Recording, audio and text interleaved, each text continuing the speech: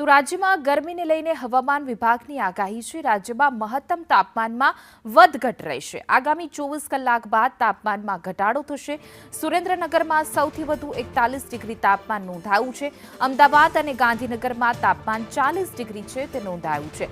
રાજ્યમાં પવનની દિશા ઉત્તર પશ્ચિમથી ઉત્તરની રહેશે, જેને લઈને તાપમાન છે તે વધઘટ રહેવાની આશંકા સેવવામાં આવી રહી છે। સવારે અને રાત્રિના ઠંડા પવનો ફૂંકાઈ રહ્યા છે। ઠંડીનો અહેસાસ થઈ રહ્યો છે તો બપોરના સમયે કાળઝાળ ગરમી પડી રહી છે। ગાંધીનગરમાં 40 ડિગ્રી તાપમાન નોંધાયું છે તો આગામી 24 કલાક બાદ તાપમાનમાં ઘટાડો થશે તેવું હવામાન વિભાગ દ્વારા આગાહી વ્યક્ત કરવામાં આવી છે।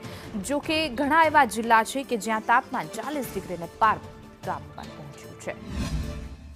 मैक्सिमम टेम्परेचर की बात करेंगे तो आने वाले दिनों के लिए मैक्सिमम टेम्परेचर का जो फोरकास्ट है उसमें 24 आवर्स में मैक्सिमम टेम्परेचर में ज़्यादा सिग्निफिकेंट चेंज नहीं होगा। उसके बाद 2 से 3 डिग्री की गिरावट का पूर्वानुमान है।